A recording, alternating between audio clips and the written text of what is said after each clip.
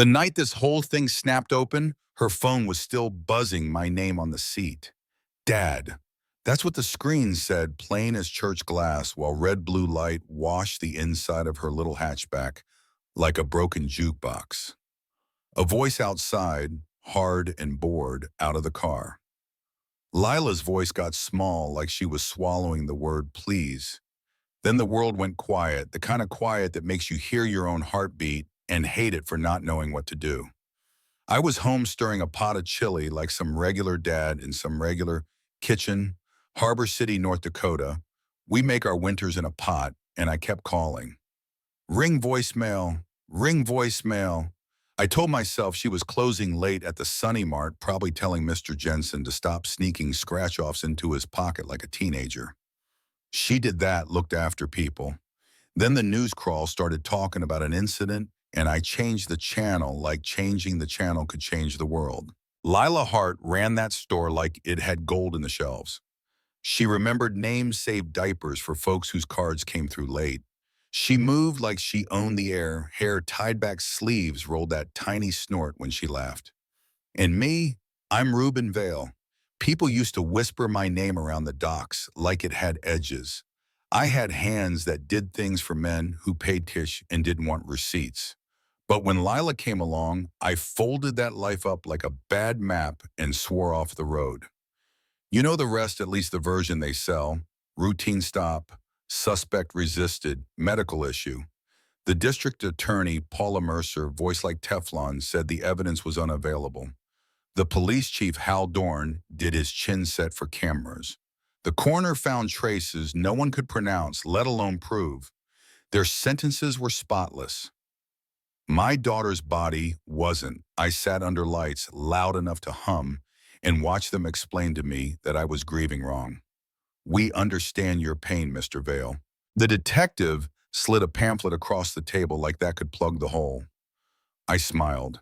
People always mistake my quiet for agreement. The thing about being underestimated is, well, sometimes it's a coat you learn to wear. The vigil outside the Sunny Mart smelled like wax and wet cardboard. A high school kid painted Lila's grin across a cinder block wall, and I stood there, an old man in a thrift store coat, listening to strangers chant my kid's name while the 6 o'clock news called them a disturbance. Someone pressed a candle into my hand. It shook. I told myself it was the cold. There were 3 names I needed. Officer Brent Cade, the locker room comedian with a chest full of ribbons. Officer Mark Leary, the whiskey-heavy knuckles who never looked anybody in the eye. And Officer Jonah Pike, the quiet one who told himself he didn't do anything and figured that made him innocent.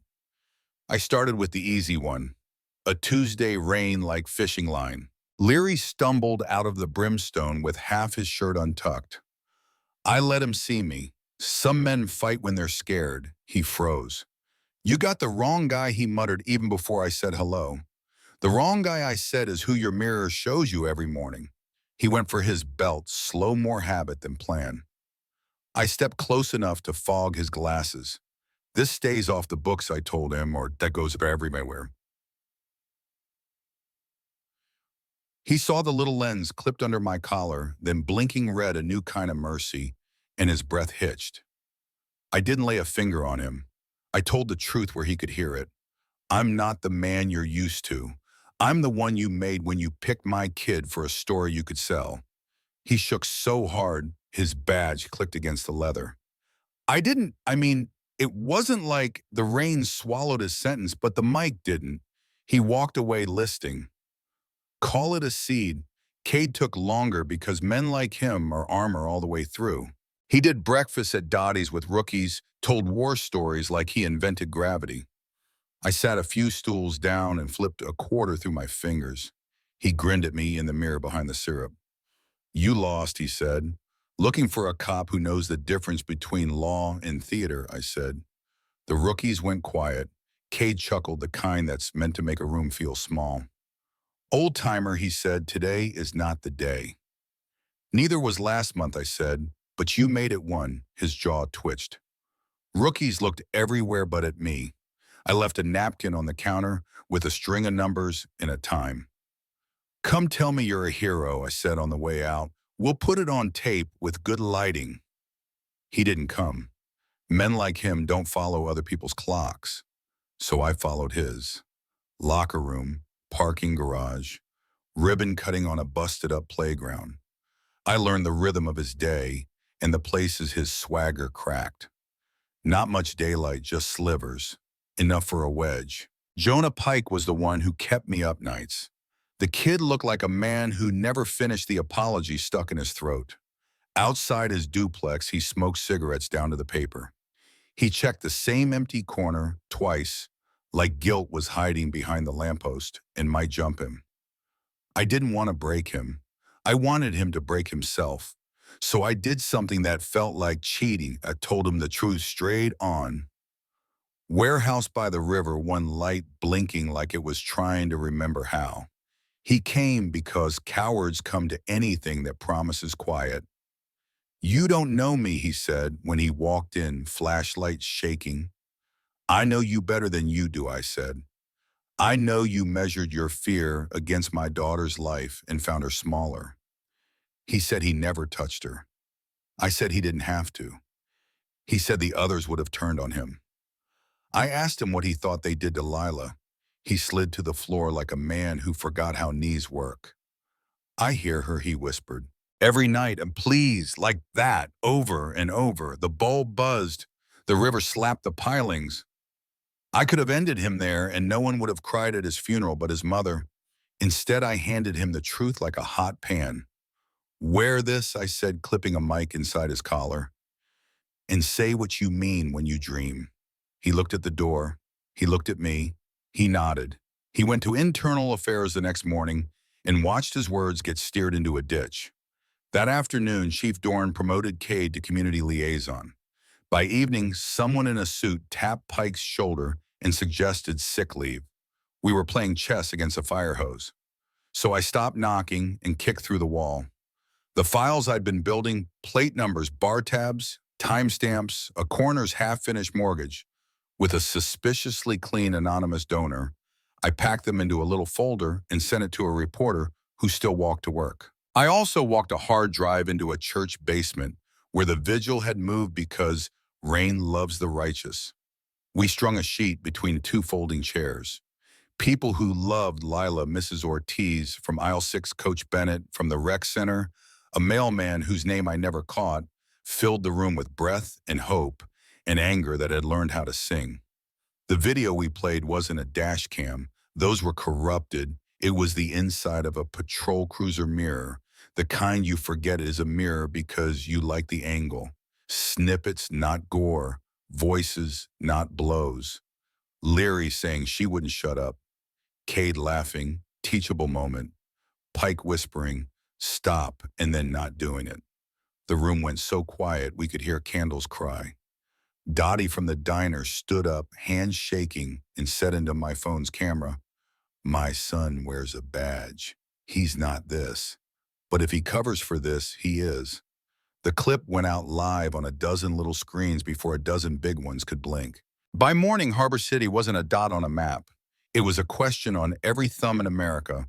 What do you call justice if the handbook is written by the hands that did the harm?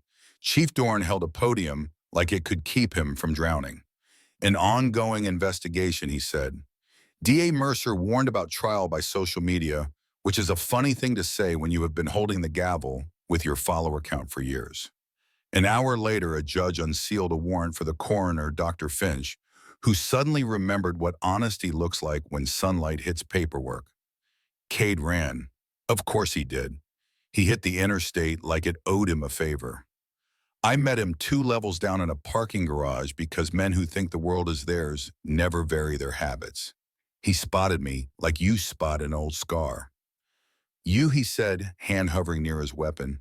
Careful, I said, every wall down here has ears. He smiled without humor. You brought the city against me, old man. I shrugged. I just held up a mirror. He stepped closer, gun still holstered, voice low. You think you won? You made a martyr with better lawyers than you'll ever know. I leaned in close enough to count his pores. I'm not after your career, Brent. I'm after Lila's name said out loud. without a lie after it. Sirens spiderwebbed the concrete. He looked toward the ramp and made a call he'd regret in the next life he swung. I was younger once, but not by enough. I took the hit, tasted iron, and still found his wrist. The gun clattered.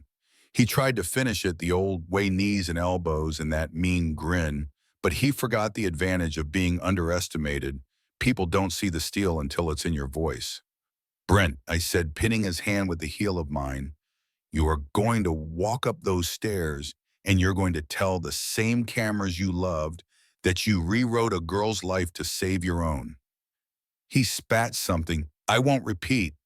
We heard the boots. He went limp the way cowards do when a bigger lie presents itself. He attacked me. He shouted while they cuffed him, eyes pleading with an audience that had finally left the theater. Did I win? Depends who you ask. Cade's mugshot didn't smile. Leary resigned and found God on a live stream that lasted 20 minutes and 3 sponsors. Pike testified, voice steady in the parts that mattered, trembling in the parts that showed he's human. D.A. Mercer is considering other opportunities. Chief Dorn retired to spend more time with family, which is how men pronounce the word cornered. Me, I go to the Sunny Mart sometimes and stand a minute where the mural wraps around the alley. Lila's grin cracked by a downspout that leaks when it rains. Folks leave coffee cups and notes and cheap plastic flowers that look better than real ones after a freeze. Some nights I swear I hear her humming while the refrigerators click on. I answer like an old fool, I did what I could kid. The rest is theirs. Now here's the part you'll argue about in the comments, and that's fine.